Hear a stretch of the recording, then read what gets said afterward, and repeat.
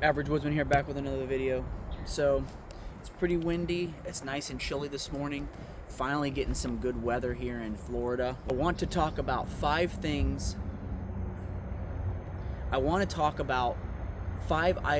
that are missing from most people's survival kit. These are underrated essentials that a lot of people leave out of their survival kits. So look at it like this, from this perspective. Most survival kits, they look good on paper, but when you actually need to use them, there are often certain things missing. And today I want to kind of look at those five underrated or often missing items from people's survival kits.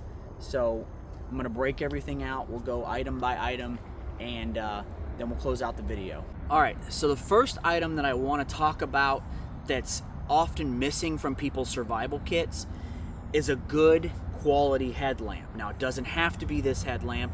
I've had it for a long time. You guys have seen this in kits dating back, literally years. But it doesn't have to be this one. It can be any number of headlamps. This just happened to be the example that I had with me today. The problem that I see often is that many survival kits include cheap flashlights, but not a quality hands-free light like a good headlamp. And people are going to ask, well, why does it matter if it's a quality flashlight, if it's a headlamp? Why does any of that matter? Well, having your hands free is important. It's really important, especially when you're out doing things. You're bushcrafting, maybe you're setting traps if you're on the trap line early in the morning, if you're around camp at night. Having your hands free like that is going to be really important. It also, if you were to get into a situation where you had to walk out and you had that ability, being able to navigate at night with a flashlight can be important. Just camp tasks, any type of emergency situation, it's important to have a headlamp in every single kit that you build. The next one is going to be navigation. And I'm not talking about your cell phone. I'm not talking about a GPS device. I'm talking about real navigation. I'm talking about a compass and map. Even having, sorry guys, got a lot of mosquitoes out here this morning. Even a compass and map cards is also important. Having a good compass like this SUUNTO MC2. You guys have seen this in lots of videos. I've shown it in lots of videos. I like to carry my map cards with me because this has a lot of useful information in here. I have my pace count. I have different notes that I've taken in different classes, from field survival, land nav classes, things like that. I just have a lot of notes in here which I could reference if I had to in a situation, especially if you're flustered or you're hungry, exhausted, any of those types of things. It's nice to have notes. I like to keep notepads with me too. Having a good map. I like to keep multiple maps of my general area and parts of the state that I live in also in my truck. So I'll have a map of the area that I'm traversing in, and then I also have different maps of the state that I live in my truck, just in case I had to reference those. But having a good compass is really important. And I'm not, like I said, I'm not talking about your phone. I'm not talking about a GPS device. I'm talking about a good, high quality base plate compass is really important. The next one that I see all the time missing from people's kits, gloves. I cannot tell you guys how important it is to have a good, high quality pair of gloves. I got a couple examples here. These are Mechanix. As you can see, they've been used a lot. They hold up really well. These are the ones that have the leather palms. Doesn't have to be these. Also, I carry just a good pair of leather work gloves a lot of times when I'm out in the woods.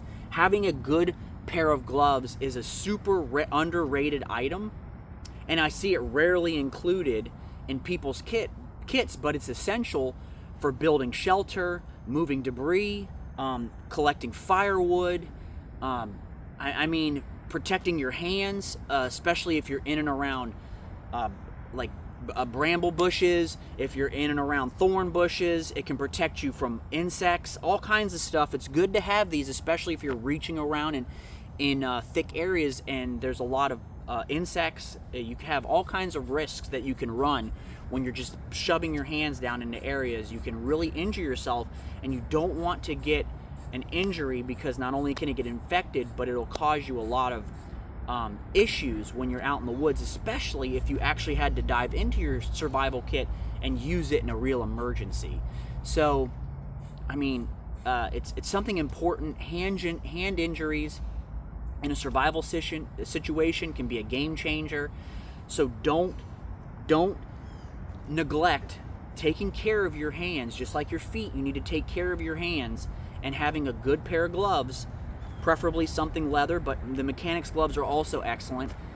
And having a good pair of leather gloves is an underrated item that I don't see in a lot of people's survival kits. All right, so surprisingly, another item that I see not included in a lot of people's kits is just good, high-quality duct tape. This is Gorilla Tape. Doesn't have to be Gorilla Tape. It can be 100-mile-an-hour tape. It can be Godzilla tape, whatever you want to put in your kit.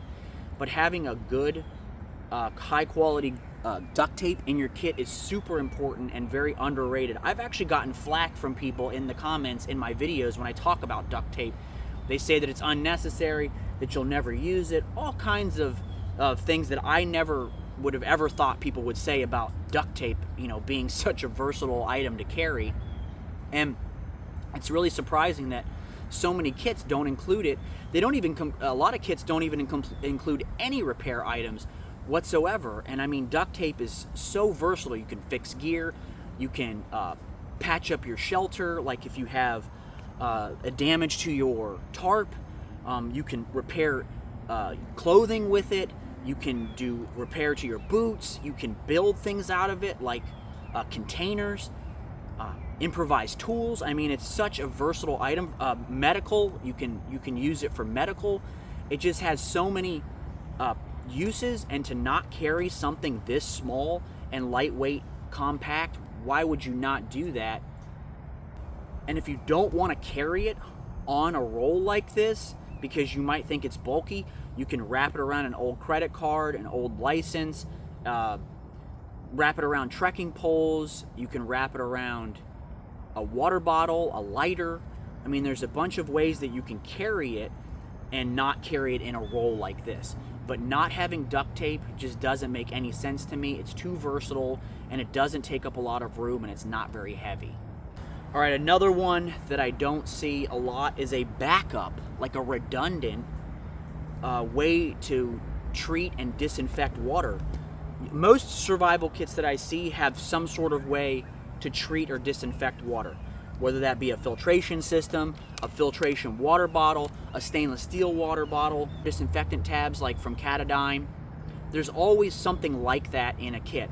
But having a redundancy, remember, 2 is 1, 1 is none. So having a backup way to treat water, whether you're carrying a bottle like this that you can filter water with, and have a nesting cup that's made out of aluminum or stainless steel or titanium, that gives you a backup way to disinfect water. It also gives you a cooking vessel. You can also carry something like this, and also a smaller water filter like this Sawyer Mini that weighs nothing, doesn't take up any room, and you can filter water with this as well. Or you can carry the water purification tablets. Just think about it like this. Your filter could break, it could clog, it could freeze. Having backup purification tablets or a metal container to filter water is an option that you should have. Redundancy ensures safe water is there and readily available to you, so you don't get dehydrated. You have that ability for multiple environments. Remember guys, these small underrated essentials don't take up much space, but they can make or break your survival kit. Having these items is critical and they are things that I see on a fairly regular basis missing from people's kits. So that's why I wanted to show them. If you guys want to put down in the comments below, what's one item you think most people forget? Just let me know in the comments. Remember to like, subscribe, share these videos with your friends and family. I'll put these items down in the description if you guys want to go check them out. Be safe, stay dangerous, and I'll catch you on the next one.